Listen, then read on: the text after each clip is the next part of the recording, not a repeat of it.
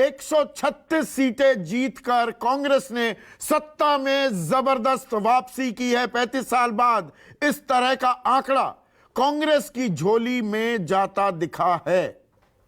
और 35 साल का जो मैं जिक्र कर रहा हूं, 1989 तब 178 सीटें जीती थी कांग्रेस ने। उसके बाद पहली बार इस तरह का प्रचंड बहुमत कांग्रेस जीतती दिखाई दे रही है। बीजेपी चारों खाने चित होती दिखी है। कर्नाटक में जबरदस्त जोर आजमाइश की, प्रधानमंत्री अगुवाई करते दिखे, बीजेपी के कैंपेन की, उसके प्रचार की, 19 रैलियां की, 6 रोड शो किए। अमित शाह मुख्य चुनावी रणनीतिकार, देश के गृह मंत्री, उन्होंने भी जोर लगाया, योगी आदित्यनाथ, लेकिन वो काम नहीं आया। कांग्रेस की एकजुटता भी साफ झलकी, अंतरकलह, भीतरघात सीलती दिखी बीजेपी को, और स्थानीय मुद्दों का जोर रहा। हालांकि शोर ज्यादा मचा राष्ट्रीय और ध्रुवीकरण के मुद्दों का, पर वो शोर जोर में तब्दील नहीं हुआ।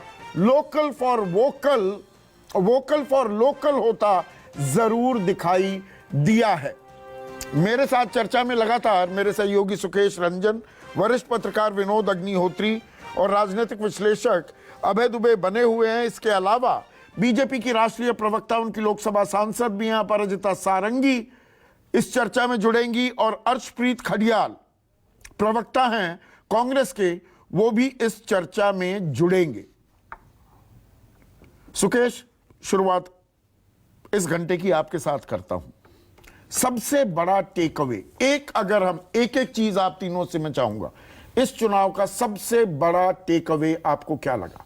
कांग्रेस का विनिंग स्ट्रीक में वापस लौटना। बड़े सूबे में कांग्रेस मुद्दत बाद लड़ते हुए दिखी है, ऑर्गेनाइज तरीके से लड़ी है, सेंसिबली लड़ी है, वो ट्रैप में बहुत कम फंसी है।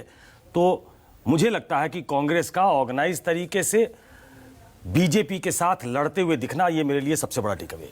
अबे हिंदू ध्रुवीकरण की परवाह किए बिना अपने विचारधारात्मक मुद्दे को पूरे साहस के साथ सामने रखना, जो बजरंग दल पर प्रतिबंध के रूप में सामने आया, उसका कांग्रेस को तुरंत फायदा हुआ, और उसका फायदा अगर वो इसी तरह करती रही तो आगे भी ये बात जाएगी। क्योंकि मैं हिंदू ध्रुवीकरण की थीसिस से सहमत नहीं हूं। विनोद, देखिए, मैं दोनों मित्रों से सहमत हूं। मैं जब जो टेक अवे बता रहा हूं, इस चुनाव के नतीजों से विपक्षी एकता की जो मुहिम है उसको ज्यादा धार मिलेगी, और कांग्रेस की भूमिका और कांग्रेस का दबदबा जो है उस विपक्षी एकता की मुहिम में और उस गठबंधन में ज्यादा बढ़ेगा। इसी बात को अब थोड़ा आगे बढ़ाते हैं। आज दिन में, और मैं और सुकेश इस बारे में चर्चा भी की हमने कई बार, आज सुबह जैसे ही ये तय हो गया कि कांग्रेस बहुमत का आंकड़ा छूने वाली है और पार कर जाएगी, तो कांग्रेस के दफ्तर ने और कांग्रेस के ऑफिशियल ट्विटर हैंडल पर भारत जोड़ो यात्रा का एक नजारा पोस्ट करते हुए नीचे लिखा, आई एम इनविंसिबल या आई एम अनस्टॉपेबल। और उसके बाद एक वीडियो डाला, एक फोटो डाली गदा लिए हुए राहुल गांधी की, वो भी भारत जोड़ो यात्रा की। तो जब आप कहते हैं कि विपक्षी एकता और मजबूत होगी, कांग्रेस धुरी बनेगी, या कांग्रेस मतवाली भी हो जाती है, और यहां पर कि देखिए हमारी ताकत लगातार बढ़ रही है और राहुल गांधी ही टक्कर दे सकते हैं नरेंद्र मोदी को, ये नैरेटिव भी चल सकता है। मुझे लगता है राहुल गांधी को तो कांग्रेस आगे रखेगी, प्रधानमंत्री का उम्मीदवार तो उनको घोषित नहीं करेगी, नेता के रूप में आगे रखेगी, लेकिन मतवाली अगर होती है कांग्रेस तो ब्लंडर करेगी, मतवाली तो नहीं होगी। हाँ, जो उसकी एक सौदेबाजी कहिए या पार्टियों को जोड़ने की ताकत बढ़ेगी। और आप सिद्धरमैया ने सीधे आज बोला ना, प्रधानमंत्री बनने लायक है। वो तो बोलेंगे, पार्टी अधिकृत रूप से, अभी तो उन्हें मुख्यमंत्री बनना है सिद्धरमैया तो इसलिए बोलेंगे। मैं आपने एक चीज और नोट नहीं की, सबसे पहले अखिलेश यादव का ट्वीट आता है कि ये लोकतंत्र की जीत है, और जबकि उत्तर प्रदेश में भारतीय जनता पार्टी नगर निगम चुनाव में जीत रही है, लेकिन अखिलेश जी उत्तर प्रदेश में नहीं, उन्होंने कर्नाटक के कांग्रेस की जीत पर ट्वीट करते हैं, और एक तरह से अप्रत्यक्ष रूप से कांग्रेस के पक्ष में ट्वीट कर रहे हैं कि लोकतंत्र की जीत है। वो अखिलेश यादव जो कांग्रेस के साथ बैठने के लिए तैयार नहीं थे। तो नहीं, इसमें एक और राजनीतिक नुआंस छुपा हुआ है क्या सुकेश? क्योंकि अब योगी आदित्यनाथ का जिक्र कर दिया, निकाय चुनाव का, वहां पर बंपर जीत बीजेपी ने हासिल कर ली। बहुत से लोग बीजेपी के जो समर्थक हैं कि अरे चैनल पर कर्नाटक की ज्यादा बात हो रही है, निकाय चुनाव की क्यों नहीं हो रही, पर इसमें कि बीजेपी और शीर्ष नेतृत्व, प्रधानमंत्री मोदी उसकी अगुवाई करते हुए पूरी ताकत झोंकते हैं, 65 पर आते हैं। निकाय चुनाव में योगी अपने बलबूते पर आसानी से नैया पार करते हुए भी दिखाई देते हैं। एक पॉलिटिकल नुआंस यहां भी छिपा हुआ है क्या? देखिए, इसमें मैं बहुत ज्यादा रीड इसलिए नहीं करता हूं क्योंकि जब समाजवादी पार्टी की भी सरकार रही है तो इन महापौर के चुनावों में बीजेपी जीत दर्ज कराती रही है। शहरी वोटर है जो आमतौर पे बीजेपी का वोटर माना जाता है। उत्तर प्रदेश में बीजेपी का संगठन बहुत तगड़ा है। उनकी अभी इनकम्बेंट गवर्नमेंट है। ये गवर्नमेंट के साथ भी वैसे जाने वाले चुनाव होते हैं, लेकिन बीजेपी की परंपरागत वोट बैंक है, इसलिए इन दोनों का मुकाबला हो नहीं सकता। कर्नाटक की जीत बीजेपी को साउथ से बाहर करती है।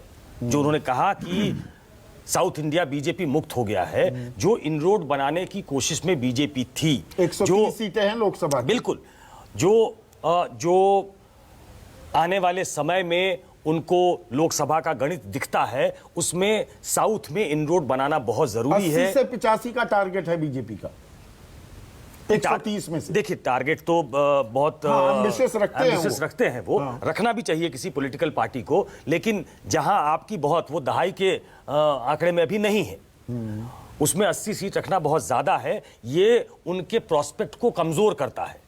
कर्नाटक हारने के बाद उसका असर क्या सीधा तेलंगाना में पड़ेगा? हम बार बार कह रहे हैं कि प्रियंका गांधी का सीधे कर्नाटक से तेलंगाना लैंड कर जाना, जहां ऑलरेडी आप मतलब सैचुरेशन पॉइंट पर है, आप पीक उसे बरकरार रखना भी एक चुनौती बन जाता है। आप पीक पे हो, कई जगह आपको चुनौतियां मिलने वाली हैं, तो ऐसे में बीजेपी और कोई भी राजनीतिक दल साउथ की तरफ देखेगा।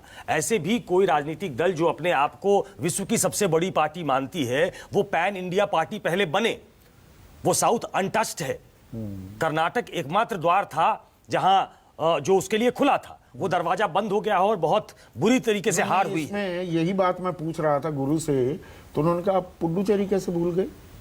पुडुचेरी में हमारी सरकार है अभी, पूरी तरह से हम दक्षिण मुक्त, कहां बीजेपी मुक्त कैसे हो गया दक्षिण? तो आप कन्विंस हो गए उनकी बात से?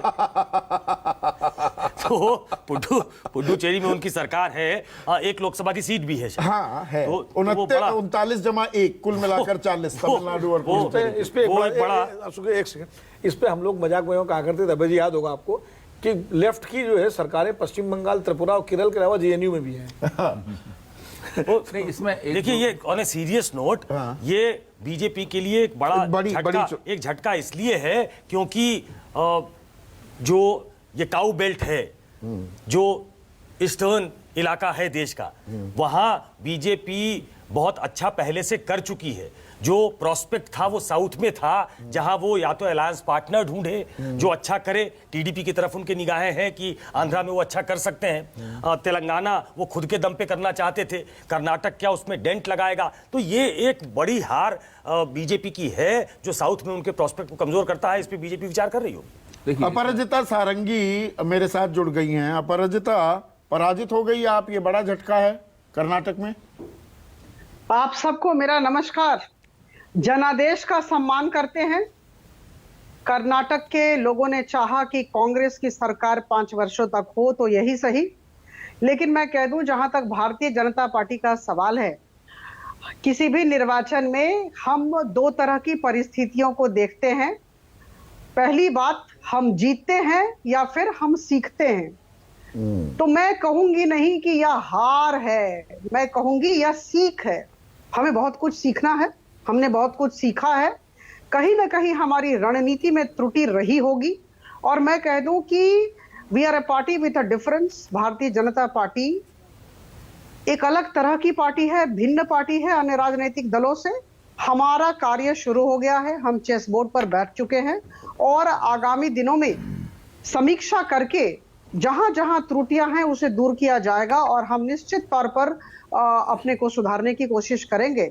गलतियां तो हुई हैं, और कहां हुई? चूक कहां हुई? आप कह रहे हैं शतरंज की बाजी की तैयारी फिर से शुरू करेंगे, चूक कहां हुई? चेकमेट कैसे हो गए आप कर्नाटक में? देखिए, अभी इस तरह के की बातचीत करना मेरी तरफ से सही नहीं होगा, लेकिन मैं कह दूं कि हमारे वरिष्ठ नेतागण निश्चित तौर पर वाकिफ हैं कि कहीं ना कहीं रणनीति में त्रुटि रही, कहना गलत होगा कि हमने अपना 100% नहीं दिया। सारे कर्मियों ने अपना 100% दिया और हमारी ऐसी पार्टी है जो 24/7 रणनीति करती है और रणनीति के एग्जीक्यूशन में विश्वास रखती है। लेकिन अपनी कहीं ना कहीं मुझे उपलब्धि लगता है कि गलतियां तो बताने हुई। के बजाय एंटी इनकम्बेंसी, क्योंकि एक बड़ा फैक्टर वो तो उभर कर आ रहा है, लोगों की इतनी नाराजगी ना होती अगर मौजूदा सरकार से, तो इस तरह का जनमत नहीं दिया जाता।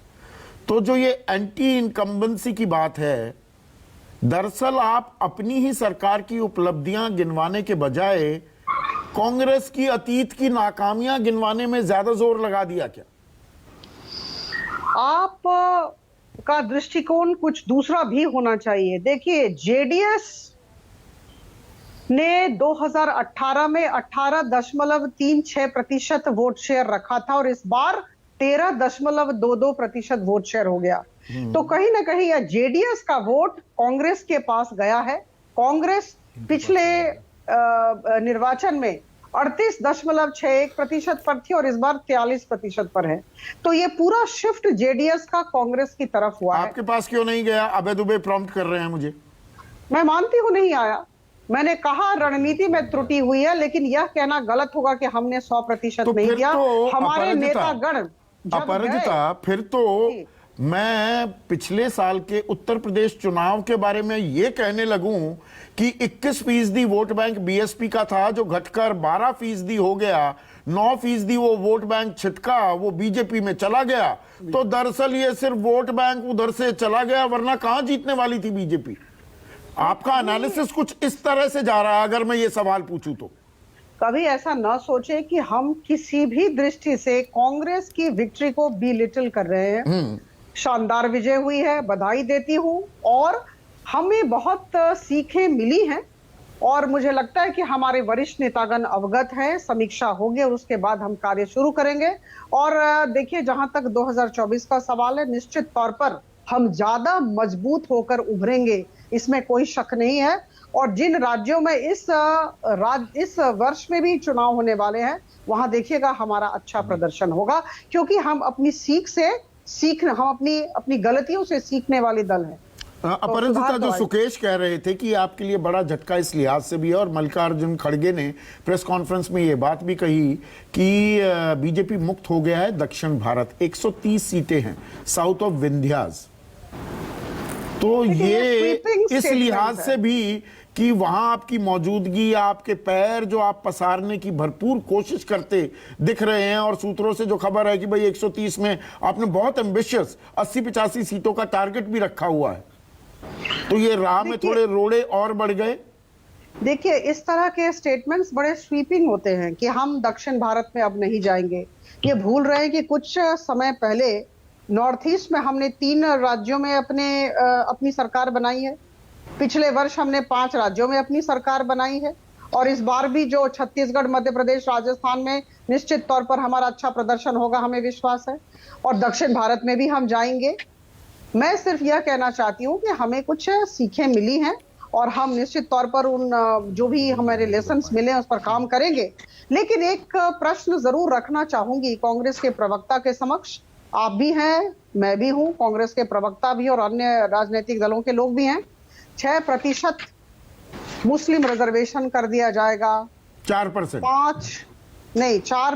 से बढ़ाकर हम 6% कर देंगे। मैं कांग्रेस की बात कर रही हूँ, इस तरह का उन्होंने निर्वाचन के समय कहा था। और दूसरा उन्होंने कहा है कि हम मुफ्त में बिजली देंगे, 2000 रुपए प्रति मास महिलाओं को देंगे, और अनएम्प्लॉयमेंट अलावेंस, बेरोजगारी भत्ता देंगे। देखिए, ऐसा है कि जो 5 प्रॉमिसेस इन्होंने किए हैं, हमने अर्थशास्त्र की दृष्टि से देखा, ये जो अगर 5 प्रॉमिसेस अगर कर्नाटक की जनता की लोक संख्या को देखकर अगर हम करें, तो कर्नाटक का वर्तमान का पूरा बजट ही 5 प्रॉमिसेस के कार्यान्वयन में चला जाएगा। तो कांग्रेस को समझना चाहिए बोलते वक्त, और अब क्या करेंगे, निश्चित तौर पर हम एक कंस्ट्रक्टिव ऑपोजिशन के तौर पर उनसे प्रश्न करते रहेंगे। नहीं, ये सवाल आपकी तरफ भी जाता है। ये सवाल दरअसल रेवड़ियों की परिभाषा पे अटक जाता है अपराजिता, कि जन कल्याण क्या है और रेवड़ी क्या है? आप कहते हैं जो विपक्ष दे रहा है वो रेवड़ी है, आप जन कल्याण कर रहे हैं। 81 करोड़ 35 लाख लोगों को आप मुफ्त में अभी भी अनाज दे रहे हैं। क्या देश में 81 करोड़ 35 लाख लोग अनाज ना मिले तो भूखे पेट सोएंगे? और कर्जे की जहां तक बात है, 2014 में सरकार पर जो कर्ज था, भारत सरकार पर, वो 55 अरब 55 लाख करोड़ था। अब वो बढ़कर 147 लाख करोड़ हो चुका है। देखिए, कर्नाटक के संदर्भ में कह रही हूं, अच्छी मैं राजनीति, अखिल अच्छा भारतीय स्तर पर अब अर्थशास्त्र पूछ रहा होता है। मैं हूं, आ रही जितना हूं। कर्ज 70 साल में या 67 साल में नहीं हुआ, उतना 9 सालों में उससे भी ज्यादा बढ़ गया। लेकिन देखिए, जिस तरह के काम भारत सरकार की तरफ से गरीब, शोषित, वंचित, पीड़ित, युवा वर्ग, महिलाओं सबके लिए किए जा रहे हैं, अवसंरचना का विकास हो रहा है, कहीं ना कहीं आप देखें तो वही कि- तो जब अगर कि काम विपक्ष तो करता चल है, आप रहा कहते हैं कि कर्जा और बढ़ बजट, जाएगा। आपने भी तो जहां कर्जा तक- बढ़वाया। मैं बता रही हूँ, जहां तक बजट का सवाल है, हमारे बजट का सवाल है, ऐसा नहीं है हमने जो आश्वासन दिए is equal to the budget amount, ऐसा नहीं है। लेकिन मैं जो कहना चाहती हूँ, सुनिए, अच्छी राजनीति अच्छा अर्थशास्त्र होता है। इन्होंने अच्छी राजनीति नहीं की है। निर्वाचन जीतने के लिए 5 प्रॉमिसेस किए हैं और इन 5 प्रॉमिसेस में जितने पैसे खर्चे होंगे वो और आज का कर्नाटक का बजट बिल्कुल समान है। अब बताएं, ये क्या कह होता रहे है? हैं पहले दिन कैबिनेट में लागू कर देंगे इन 5 गारंटीज को। पैसा कहां से आएगा ये देखना हमें भी है, ये भी देखेंगे, हम भी हर्षप्रीत, देखेंगे। हम तो विधानसभा में जनता बैठे को रहेंगे। सपने दिखाकर, सब्ज बाग दिखाकर 5 गारंटी करके, और गारंटी में यहां पर दोबारा से दर्शकों को बता देता हूं, महिलाओं को सरकारी बसों में मुफ्त सफर, मुफ्त यात्रा, महिला मुखिया को, परिवार की महिला मुखिया को 2000 रुपए, 10 किलो चावल मुफ्त, 200 यूनिट बिजली फ्री, और जो ग्रेजुएट बेरोजगार हैं उन्हें 3000 रुपए, जो डिप्लोमा होल्डर्स हैं उन्हें 1500 रुपए 2 साल तक। कह तो दिया, देंगे कैसे? बेड़ा गर्क कर देंगे, कंगाल कर देंगे कर्नाटक को। चौधरी साहब, धन्यवाद सवाल के लिए। अब देखिए, भारतीय जनता पार्टी को अगर ये सवाल किया होता आपने तो जायज था, क्योंकि भारतीय जनता पार्टी की नीयत नहीं थी काम करने की। और साहब, सबसे पहले हम कांग्रेचुलेट करते हैं कर्नाटका के लोगों को, कर्नाटका के बाशिंदों को, कि उन्होंने भारतीय जनता पार्टी के सालों का मिस रूल और मिस मैनेजमेंट जो थी उसको खत्म किया और इनको बाहर का रास्ता दिखाया। ये जो इन्होंने हाउस ऑफ कार्ड्स खड़ा किया ना साहब, झूठ के बलबूते पे, फरेब के बलबूते पे, फॉल्स प्रोमिसेस के बेसिस पे, वो हाउस ऑफ कार्ड्स जो है वो क्रम्बल करना शुरू हो चुका है। और जो प्री पोल सर्वेस थे, ओपिनियन पोल्स थे, एग्जिट पोल्स थे, कर्नाटका के लोग थे, और यहां तक कि भारतीय जनता पार्टी के जो लीडर्स थे, उनको भी 10 दिन 15 दिन पहले पता लग गया था कि जो हवा का रुख है वो कांग्रेस पार्टी की तरफ का है। इस वजह से former CM, MLAs sitting, ex MP sitting as well as ex, और बहुत सारे लीडर्स भारतीय जनता पार्टी के कमल को छोड़ के कांग्रेस पार्टी के हाथ को थाम के हमारे साथ आए, और हमने डबल मेजॉरिटी से ज्यादा भारतीय जनता पार्टी को हराया है। और भारतीय जनता पार्टी जो जानी जाती ऑपरेशन लोटस की वजह से, जो इनकी एक्सपर्टीज है, वो ऑपरेशन लोटस भी इस बार चल नहीं पाएगा। और तीसरा चौधरी साहब ये है कि मैं ना सुबह 8 बजे हम डिबेट करना हमने शुरू कर दिया था। आज बड़ा दिन था हमारे लिए, और 8 बजे की डिबेट में जब हमारी 7 की मेजॉरिटी थी, मैंने तब कह दिया था ओपनली कि कांग्रेस पार्टी की सरकार बनेगी। जो भारतीय जनता पार्टी 9 सालों में नहीं कर सकी, वो हम 9 दिनों में करके दिखाएंगे, क्योंकि भारतीय चलिए, जनता अभी तो पार्टी ताल ठोकने का दिन है। पर हर्षप्रीत, इस प्रचंड जीत की सबसे बड़ी वजह क्या है? सबसे बड़ी वजह है कि हम भारतीय जनता पार्टी की तरह अपने मन की बात नहीं सिर्फ लोगों के साथ करते हैं, लोगों की मन की बात हम सुनते हैं, और उसका बहुत फायदा जो है वो कांग्रेस पार्टी को हुआ। बिकॉज जब भारत जोड़ो यात्रा हमने निकाली साहब, हजारों किलोमीटर की यात्रा, महीनों की यात्रा, और स्पेशली कर्नाटका में 27 दिन की यात्रा, सभी वर्गों से जितने लोग थे साहब, महिलाओं को, पुरुषों को, अलग अलग प्रोफेशन से, अलग अलग फील्ड से लोगों को मिले, उनकी समस्याएं को सुना, उनको टाइम दिया। अपने मन की बात नहीं करते थे, उनके मन की बात सुनते थे, और अपने मन की बात कभी ऐसे नहीं किया कि अगर हमारे मन की बात सुनेंगे नहीं तो हम आपको मतलब कि छुट्टी नहीं मिलेगी, आपको आपको ये सजा मिलेगी। अर्शप्रीत, इसमें कांग्रेस क्या एकजुट भी दिखी? और ये सवाल मैं किस लिए पूछ रहा हूं, सोनिया गांधी भी प्रचार के मैदान में उतरी, हालांकि उनकी तबीयत नासाज चल रही है। प्रियंका गांधी वाड्रा, राहुल गांधी कदमताल करते दिखे, स्थानीय नेता अपनी महत्वाकांक्षाओं को दरकिनार करके साथ दिखे, पर यह काम हिमाचल में आप नहीं करते दिखे। राहुल गांधी तो गए ही नहीं, प्रियंका गांधी ने बागडोर संभाली, गुजरात में तो शीर्ष नेतृत्व तो आपका दिखाई नहीं। तो ये जीत आपकी जबरदस्त है, मैं इसको डिनाई नहीं कर रहा हूं, पर जो ये कांग्रेस का चेहरा अब दिख रहा है, एक संयुक्त चेहरा आप दिखा रहे हैं, ये कंटिन्यू कर पाएगा या ये बस कर्नाटक में हो गया बाय डिफॉल्ट? देखिए ऐसा है, वन शुड नॉट जज a book by its cover. मुझे पता है चौधरी साहब, आप कवर को नहीं जज करते, ये भारतीय जनता पार्टी की कही हुई बातें हैं। लेकिन एक चीज है, अब भारतीय जनता पार्टी, हमें पता है कि इनके लिए कैंपेनिंग करना, रोड शोज करना, रैलीज करना सबसे महत्वपूर्ण है, सबसे इंपॉर्टेंट भारतीय जनता पार्टी के लिए ये है। और इस वजह से एक सवाल भारतीय जनता पार्टी को बनता है कि क्या जब जब भारतीय जनता पार्टी जीतती थी, मोदी साहब को क्रेडिट मिलेगा, मोदी साहब की वजह से हम जीत रहे हैं। इस दफा मोदी साहब ने बहुत सारे रोड शोज किए, सबसे ज्यादा लंबे रोड शोज, बड़ी बड़ी रैलीज भी की। क्या इस बार जो हार आपकी हुई है, क्या वो एट्रीब्यूट होगी मोदी साहब को? क्या आप कहेंगे कि मोदी साहब की वजह से हम कर्नाटक इलेक्शन जीत नहीं पाए? क्या आप कहेंगे कि जो रोड शोज थे, रैलीज थी, कैंपेन्स थे, वो सारे हमारे फेल हो गए? और जो सो कॉल्ड मोदी मैजिक जो आप कहते थे कि बहुत चलता है, जिसकी वजह से हम जीतते आ रहे हैं, वो मोदी मैजिक नहीं चल पाया। और चौथा साहब, जो आपने सवाल पूछा, नहीं, इसी पर पहले मैं अपराजिता का रिस्पॉन्स ले लूं। अपराजिता, जो ये सवाल पूछ रहे हैं, ये क्या लोकल फैक्टर्स से ही हार हो गई, लेकिन क्या प्रधानमंत्री मोदी का करिश्मा नहीं चल पाया है? ये भी एक कड़वी हकीकत है कर्नाटक चुनाव की। देखिए, अगर अर्शप्रीत जी का साधारण ज्ञान इतना कम हो तो मैं क्या कहूं। आदरणीय प्रधानमंत्री जी के साथ अन्य वरिष्ठ नेतागण गए थे और सबकी रोड शोज और सबकी रैलियां हुई थी, और बहुत संख्या में हमारे वरिष्ठ नेतागण वहां मौजूद थे।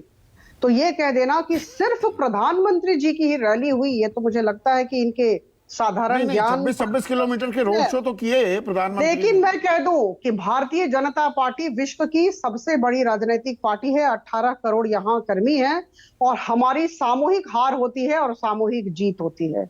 नहीं, जीत का श्रेय भी सबको जाता है और हार का श्रेय भी सबको जाता है। इस सवाल का एक दूसरा पहलू भी है। सवाल का दूसरा पहलू यह है कि ये जो 65 का आंकड़ा है, प्रधानमंत्री इतना बढ़ चढ़कर पूरी प्रचार की, आपके तंत्र की अगुवाई ना करते तो क्या ये 65 पाना भी बहुत मुश्किल हो जाता, टेढ़ी खीर हो जाती क्या? नहीं, देखिए, अभी हम इस तरह के अनुमान न करें तो बेहतर है। हार हुई है, हमें सीख मिली है, हम मानते हैं, वी कंसीड। लेकिन ऐसा है कि जहां तक आदरणीय प्रधानमंत्री जी का सवाल है, जहां जहां वो गए, जहां जहां अन्य वरिष्ठ नेतागण हमारे गए और रैलियां की, वहां पर भरपूर प्रतिक्रिया मिली और बड़ी सकारात्मक प्रतिक्रिया लोगों की तरफ से मिली। हम लोगों के पास अपने रिपोर्ट कार्ड को लेकर भी गए थे, तो हमने कहा, हमने अपना 100% दिया। हमारी समझ से कोई त्रुटि नहीं थी, लेकिन समीक्षा की जरूरत है। बिल्कुल समीक्षा आप करेंगे और किसी भी पार्टी को वो समीक्षा करनी भी चाहिए।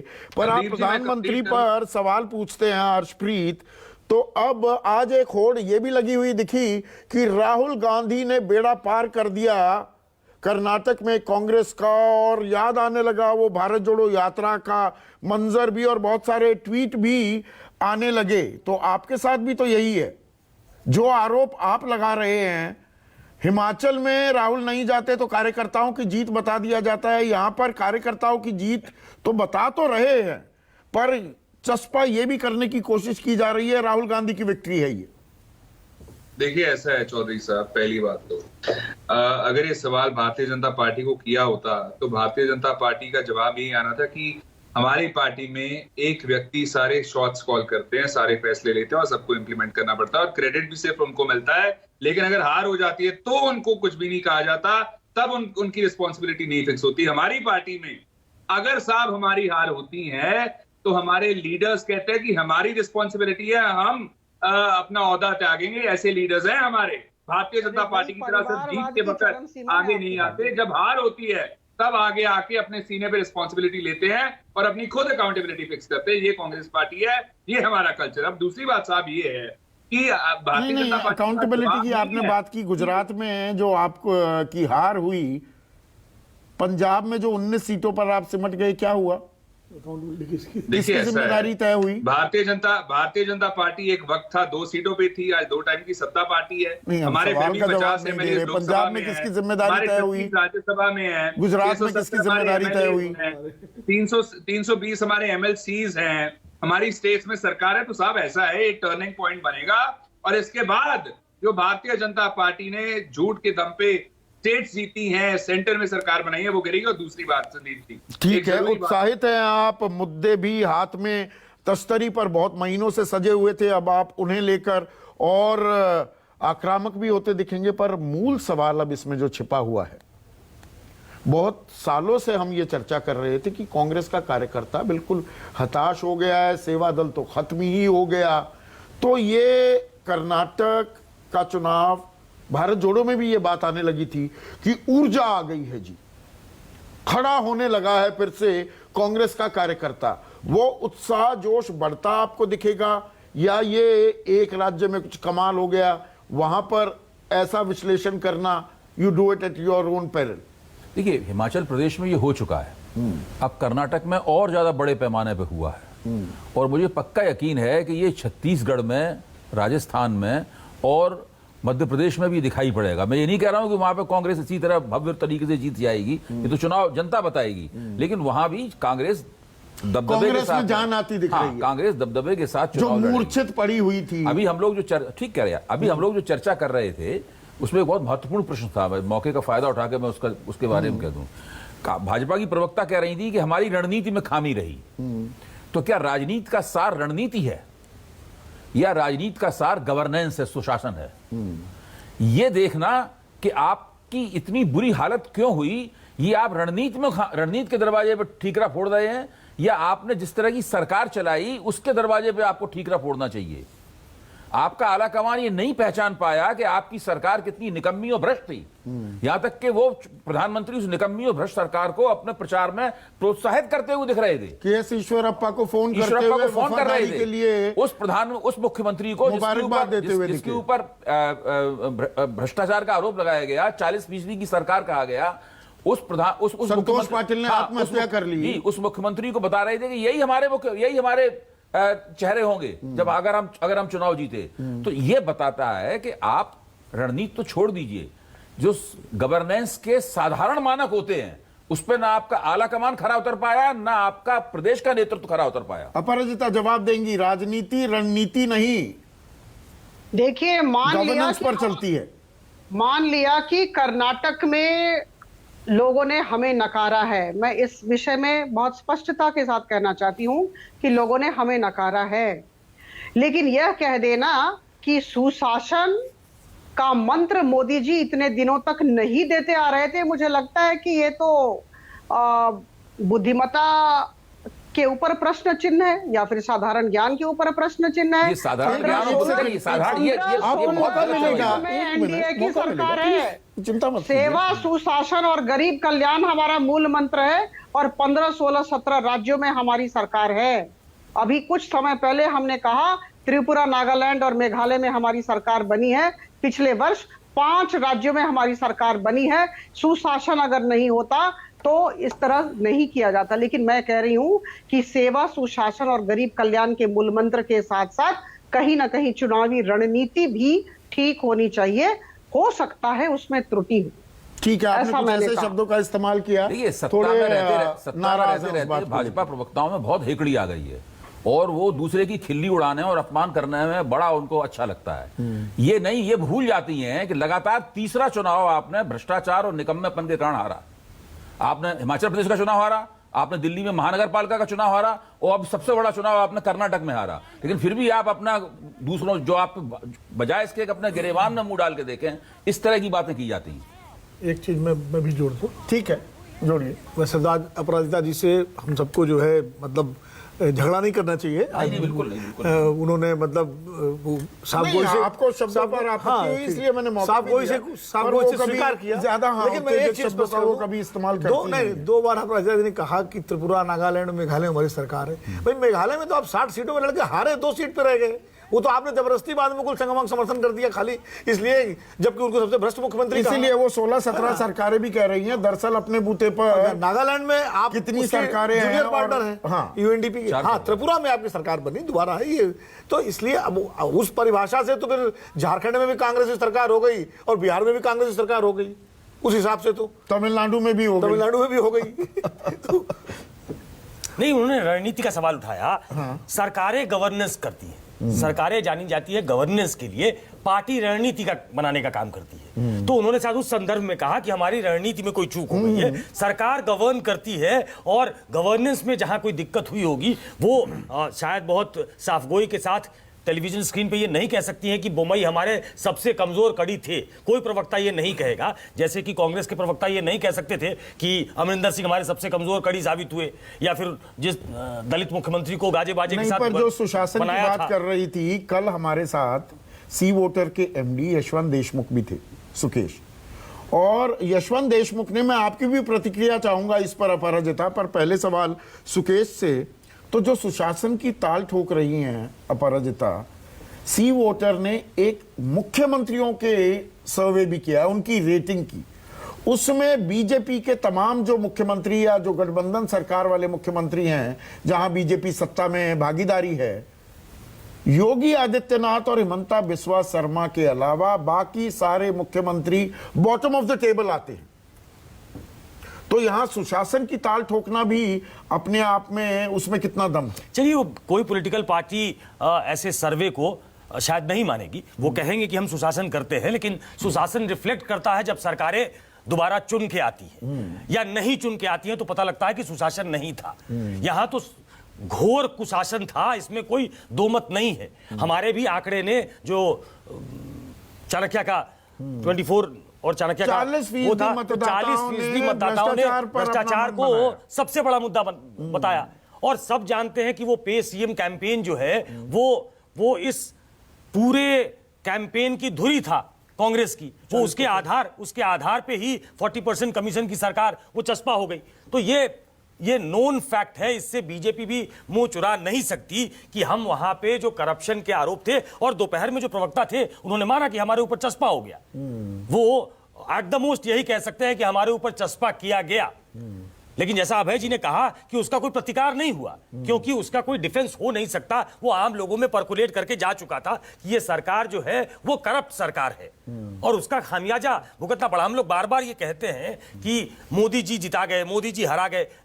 ऐसी कई सरकारें हैं जो रिपीट नहीं कर पाई या जो नहीं आ पाई, और मोदी वहां, और ये आप जान लें, ये शगल है नरेंद्र मोदी का कि ये चुनाव हारने के बाद अगर हम ये समझते हैं कि मध्य प्रदेश में वो मैसिव कैंपेन नहीं करेंगे, वो छत्तीसगढ़ में मैसिव कैंपेन नहीं करेंगे, वो हर चुनाव को एक त्योहार की तरह लेते हैं, उसको उसमें अपनी पूरी भागीदारी देते हैं। वो Atal Bihari Vajpayee style of leader नहीं है कि राज्य के चुनाव से अपने आप को दूर रखें या कम से कम इन्वॉल्वमेंट हो, क्योंकि वो बहुत कंफर्टेबल अपने आप को नहीं पाते थे। नरेंद्र मोदी 100% देना चाहते हैं, लेकिन वो उन्हीं सरकारों को वापस ला पाते हैं जहां के मुख्यमंत्री का अपना कोई करिश्मा हो। वो सप्लीमेंट करते हैं, वो कॉम्प्लीमेंट करते हैं उस मुख्यमंत्री को। नहीं, पर गुजरात में कोई करिश्मा नहीं था भूपेंद्र पटेल का। देखिए, गुजरात जो है वो नरेंद्र मोदी का होम टर्फ है। हाँ। वो उनको अब वहां के लोगों को लगता है कि हम यहां से लोगों को चाहे विधानसभा में चाहे लोकसभा में जिताकर भेजते हैं तो हम नरेंद्र मोदी का हाथ मजबूत करते हैं। उत्तराखंड में मोदी जी के करिश्मे से जीत हुई थी, वरना सरकार आना मुश्किल था वहां पर। बिल्कुल, वहां के सीएम हार गए थे, खुद अपने चुनाव हार गए। तो ये नरेंद्र मोदी के इस पूरे इससे वो पूरा क्रेडिट ले लेना ये भी ठीक नहीं है। लेकिन हाँ, वो वहीं काम आते हैं जहां के मुख्यमंत्री का अपना कोई करिश्मा हो। नहीं तो हम एक एक स्टेट अगर गिनाना शुरू करें तो कई स्टेट हार चुकी है बीजेपी। अपील में भी लिमिटेशंस हैं, आप ये बात कह रहे हैं। बिल्कुल है। अपराजिता, आप रिस्पॉन्ड करना चाहेंगी? देखिए, उत्तर प्रदेश में दूसरी बार हमारी सरकार बनी, उत्तराखंड में दूसरी बार, गोवा में 3 बार और त्रिपुरा नागालैंड में भी दूसरी बार। एंटी इनकम्बेंसी नहीं दिखा। और जहां तक कर्नाटक का सवाल है, हमें लग रहा था कि हमारा प्रदर्शन अच्छा होगा, हुआ नहीं। लेकिन अगर आप एनडीए की सरकार का परफॉर्मेंस लगातार देखें तो हम बहुत ही अच्छा करते आ रहे हैं। और जिस तरह से सुशासन पर बल दिया जा रहा है, निश्चित तौर पर हम कहेंगे आगामी दिनों में भी हमारा अच्छा होगा। ये और आज सुशासन, ना भूलें, गवर्नेंस, ये थोड़ा ना मेटाफोरिकल भूलें, वर्ड्स हो जाते हैं। मैं बता दूं, आज ब्यूरोक्रेट ना रही भूलें, हैं, आईएएस रही हैं, एक अपराजिता, मिनट संदीप पर जी, ये जो एक सेकंड में एक सुनिए मिनट ना, मैं बस बोल दूं कि हाँ, आज ये ना भूलें कि आज उत्तर प्रदेश में मेयरियल इलेक्शन में, नगर निगम के इलेक्शन में हमें भारी जीत हासिल हुई है। तो नहीं, ये नहीं, कह बिल्कुल देना जीत कि हासिल हुई है। कर्नाटक जो है सो वो एक रेफरेंडम है एनडीए पर या बीजेपी पर, ये बिल्कुल गलत है। नहीं, ठीक मैं है, कुछ और हमारी बात हार पूछना हुई, चाह हम रहा मानते था। हैं।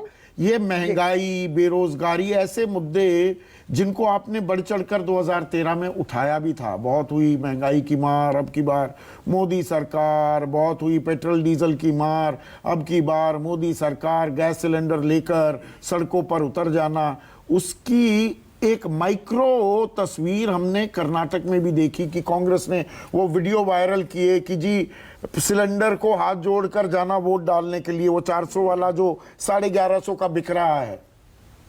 तो आपके ही मुद्दे आपका पीछा करते नजर आएंगे। 2013 में जो मुद्दे आप उठा रहे थे, आने वाला वक्त ऐसा भी हो सकता है वही मुद्दे अब आपका पीछा करते दिखे। देखिए, मैं कह दूं कि हर एक निर्वाचन अपने तरह की प्रकृति का होता है। हर एक निर्वाचन की प्रकृति अलग होती है, मुद्दे अलग होते हैं। और मुझे लगता है किसी एक राज्य के निर्वाचन को दूसरे राज्य के निर्वाचन के साथ कंपेयर या तुलना नहीं किया जा सकता। ये ना करे तो बेहतर है। मतलब तो महंगाई, जो महंगा एप्लीकेबल पेट्रोल, छत्तीसगढ़ महंगा में होगा, डीजल, हो महंगी सकता है वो गैस, कर्नाटक में ना हो। महंगा कुकिंग ऑयल, ये सिर्फ कर्नाटक की प्रॉब्लम है, पूरे देश में नहीं है ये। आपको ऐसा क्यों लगता है कि जहां जैसी भी समस्याएं हैं, हमारे प्रधानमंत्री जी और उनकी सरकार वाकिफ नहीं? हम अच्छा, वाकिफ हैं तो एक साल से के तौर पर मैं कह अपराजिता, सकती हूँ $118 पर बैरल से दाम घटते घटते $70 पर बैरल पर आ गए हैं। और हम रशिया से इस वक्त कच्चा तेल खरीद रहे हैं रुपए में और $60 से कम पर खरीद रहे हैं। पर 1.25 साल हो गया, एक नए पैसे की कमी नहीं आई पेट्रोल और डीजल के दाम में। गैस के दाम लगातार बढ़ ही रहे हैं, घट नहीं रहे। अगर आपको सारी जानकारी है तो फिर घटा क्यों नहीं रहे? हम सबको पता है ये स्थिति किस परिस्थिति में ऐसा रेट बढ़ा है। एक तो कोरोना था और दूसरा यूक्रेन युद्ध हुआ। तो ये दोनों जैसी परिस्थितियां हुई, अंतरजातीय स्तर पर जो परिस्थितियां हुई, तो मुझे लगता है कि $60 से कम पर खरीद रहे हैं ना आप रूस से तेल। सारे देशों में ऐसी स्थिति उत्पन्न हुई है, ऐसा नहीं कि हमारे देश में ही है। तो परिप्रेक्ष्य में देखना होगा, पृष्ठभूमि को नजरअंदाज हम नहीं कर सकते। ठीक है अर्शप्रीत, पर यहां पर जो ये अब आप मुद्दे जिनके डिविडेंड तो मिले हैं, राष्ट्रीय स्तर पर इन मुद्दों को प्रमुखता से क्या आप उठा पाएंगे? ये आपके लिए भी एक चुनौती है क्या? देखिए, बिल्कुल भारतीय जनता पार्टी की तरह हम सिर्फ और सिर्फ जो है बातों के साथ नहीं गुजारा करते। हम मेक श्योर करते हैं कि we practice what we preach, unlike the Bharatiya Janata party. Number 2, अब देखिए, भारतीय जनता पार्टी ने जो 9 सालों में नहीं किया वो हम 9 दिनों में करने जा रहे हैं। इन्होंने कहा था 15 लाख देंगे, नहीं दिया। डबल करेंगे फार्मर्स इनकम 2022 तक, नहीं की। 2 करोड़ जॉब्स 1 साल की देनी थी, नहीं दी। डीजल पेट्रोल के रेट कम करने थे, नहीं हुए। गैस के रेट कम करने थे, नहीं हुए। बेरोजगारी दर तो बड़ा जीडीपी क्रम्बल हुई, वो भी हुआ। जो है पॉवर्टी लाइन, पॉवर्टी बहुत ज्यादा बढ़ गई, गुर्बत बहुत ज्यादा बढ़ गई। भारतीय जनता पार्टी फेल हुई हर एक एस्पेक्ट पे। और यहां तक कर्नाटका की बात है साहब, देखिए, भारतीय जनता पार्टी का फेलियर था शिक्षा पे, भारतीय जनता पार्टी का फेलियर था इकोनॉमी पे, इलेक्ट्रिसिटी पे, एम्प्लॉयमेंट पे, एजुकेशन पे, मेडिकेयर पे, महिला सशक्तिकरण पे, अपलिफ्टमेंट ऑफ बैकवर्ड क्लासेस पे, अपलिफ्टमेंट ऑफ फार्मर्स पे। और तो और साहब, बेसिकली भारतीय जनता पार्टी के जितने प्रवक्ता हैं, मैंने पिछले 10 दिनों में इनसे एक सवाल पूछा है कि 5 साल में 5 प्रोजेक्ट बता दीजिए जो आपने इंप्लीमेंट किए हों। एक प्रवक्ता संदीप जी मुझे नहीं बता सका। इस वजह से लोगों ने इनको बिफिटिंग रिप्लाई दिया। अब दूसरी बात, नहीं, अब जो आप वादे कर रहे हैं उन्हें कितना पूरा कर पाएंगे ये भी तो आपको बताना होगा। और महंगाई, बेरोजगारी, जो ये मुद्दे हैं, ये अकेले केंद्र सरकार की समस्या हैं, वही समाधान देगी या राज्य सरकारों की भी इसमें भूमिका होती है? और सवाल आपके राजस्थान या छत्तीसगढ़ में भी, वहां आपने बेरोजगारी, छत्तीसगढ़ में तो कम है लेकिन राजस्थान तो दूसरे तीसरे नंबर पर रहता है बेरोजगारी के दर में। और जहां तक पेट्रोल डीजल की कीमतों की बात होती है, वैट घटाने की बारी आती है तो आप पीछे हट जाते हैं। सवाल तो देखिए, आपसे ऐसा भी है। पूछे जाएंगे। जीतने के बाद बढ़ा भी देते हैं। हाँ, मैं जवाब देता हूं आपको साहब। ऐसा है, पहली बात तो ये है कि अगर हमने कोई रेट बढ़ाया है तो हमने जो बजट बढ़ा उसकी वजह से वो फायदा लोगों तक भी पहुंचाया है। हमने ये नहीं किया कि फंड्स बना दिए और उसके बाद कहा कि आरटीए के अंडर वो आएंगे ही नहीं। तो यही तो बीजेपी कहती है कि सड़क बना रहे बीजेपी यही हैं, कहती है शौचालय बना रहे हैं, घर दे रहे हैं, अनाज दे रहे ऐसा हैं, है ना इसलिए सर, दाम नहीं घटा ऐसा है। सकते। संदीप जी, ऐसा है कि कांग्रेस पार्टी जो कहती है वो डिलीवर करती है। इस वजह से भारतीय जनता पार्टी ने जो स्कीम इंप्लीमेंट की ना, पॉलिसीज 30 तो रीनेम करके इंप्लीमेंट कर दी जो कांग्रेस पार्टी की थी। और भारतीय जनता पार्टी का जो इस बार मैनिफेस्टो था वो आइडियाज की बैंकरप्सी क्लियरली दर्शा रहा था कि आइडियाज ही भारतीय जनता पार्टी के पास खत्म हो चुके हैं। तीसरा, जो 40% सरकारा थी, जो करप्शन के इश्यूज थे, घर से 6-6 करोड़ रुपए रिकवर हो रहा था भारतीय जनता पार्टी के एमएलए के घर से, 40 लाख की ब्राइब लेते हुए भारतीय जनता पार्टी के एमएलए के बेटे पकड़े गए। और सबसे बड़ी बात संदीप जी, मोदी साहब की एक रैली हुई और जिस रैली में लोगों ने वो अटेंड की रैली, बाद में उन्होंने धरना लगाया, प्रोटेस्ट की और कहा कि हम कंप्लेंट फाइल करेंगे लोकल भारतीय जनता पार्टी के लीडर के खिलाफ, क्योंकि उस भारतीय जनता पार्टी के लोकल लीडर ने हमें वादा किया था 500 रुपए का और हमें दिया 200 रुपया। ये on all platform it is available. ये खबर मतलब हर जगह देखने को मिली, सुनने को मिली। ये भारतीय जनता पार्टी का हाल है। ये सोशल- वैसे ये वैसे सोशल हर्षप्रीत, मीडिया ना। ये सोशल नहीं, ये खबर मैंने देखी है।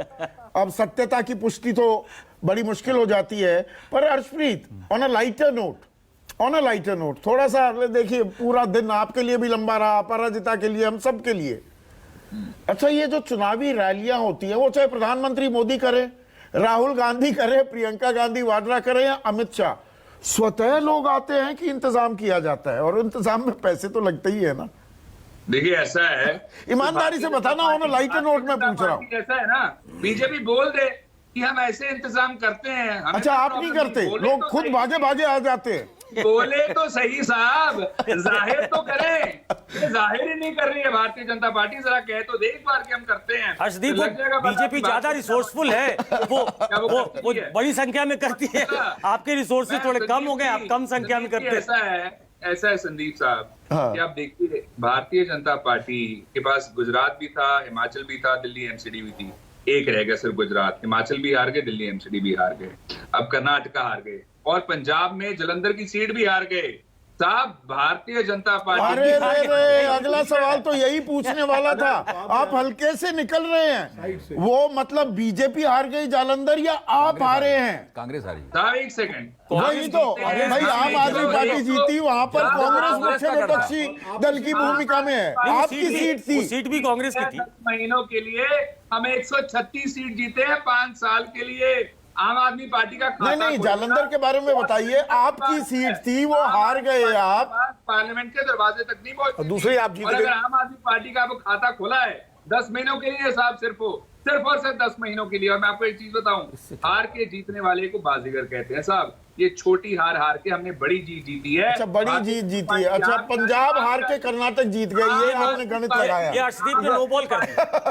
अर्शदीप, आपने ये नो बॉल कर दिया। ये आम आददमी पार्टी ये अर्शप्रीत है, पर अर्शदीप भी कई बार कर जाते हैं, वही वाली नो बॉल कर गए। आम आप आदमी देखिए, पार्टी जालंधर में कर्नाटक 9 विधानसभा क्षेत्र थे, हाँ। जिसमें पिछली बार इतनी जबरदस्त जीत के बावजूद भी एक आम मिनट, आदमी पार्टी अर्शप्रीत, पिछड़ गई अभी थी। अभय कुछ इंटरवीन कर रहे हैं, एक देखिए, सेकंड। जलंधर लोकसभा क्षेत्र में जहां तक मेरी जानकारी है 9 विधानसभा क्षेत्र थे, इसमें पिछले विधानसभा चुनाव में जहां आम आदमी पार्टी को बहुत जबरदस्त जीत मिली थी, वहां आम आदमी पार्टी का प्रदर्शन अच्छा नहीं रहा था। उसका वोट प्रतिशत भी गिरा था, जो पंजाब के वोट प्रतिशत से कम था, और वहां पे कई विधानसभा क्षेत्र भी वो हार गए। चार वो या पांच संगरूर सीट, भी हाँ, हार गए चार थे, या लोकसभा पांच का जी। उपचुनाव संगरूर का हार गए इस थे। चुनाव, जलंधर के चुनाव को तो कांग्रेस को जीतना ही चाहिए था। संगरूर तो 2 महीने बाद हार गए थे। देखिए, और आम आदमी पार्टी के बहुत से हमदर्द भी इस बात को सोच रहे थे कि कहीं इस बार भी संगरूर के बाद कि जलंधर भी न हार जाएं। और सही कह रहे हैं वो, आपका आंकड़ा जो है ना, 9 विधानसभा ही है, 13 है कुल मिलाकर लोकसभा, और सब में 9 विधानसभा, 13 नम 117 कुल जलंधर की मिलाकर हार बताती सीधी है कि 117 है। पंजाब में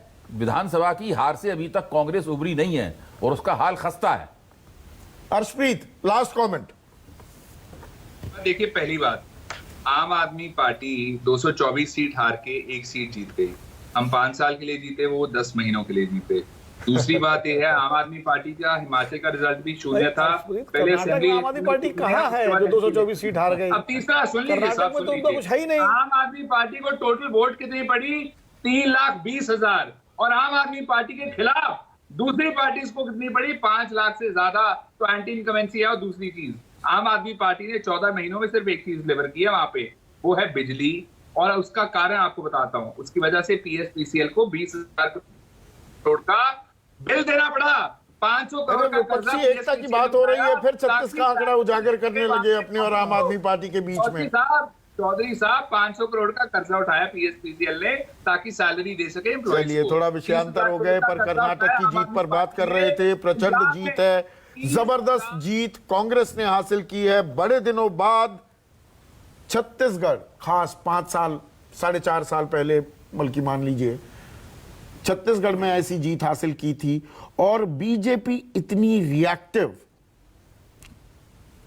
किसी चुनाव में, जो मुझे ताजा याद पड़ता है, इतनी रिएक्टिव नहीं दिखी। मुद्दे कांग्रेस उठाती दिखी, पिच कांग्रेस तैयार करती दिखी, उस पर रिएक्ट करती दिखी बीजेपी। और बीजेपी जैसी अनुशासित party, plan B C D A के अलावा वो रखने वाली party seem to be running out of ideas, क्योंकि एंटी इनकम्बेंसी इतनी हावी थी, ऊपर से अंतरकलह, भीतर घात का डबल वैमी।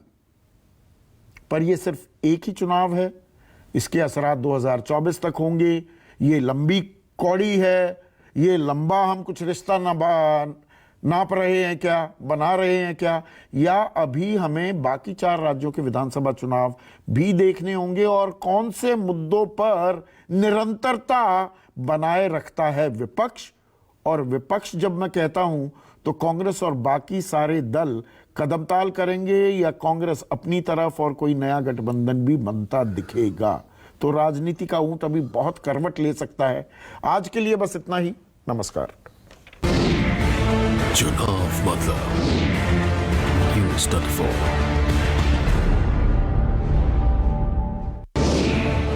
हमने जो कहा, न्यूज 24 टुडेज चाणक्य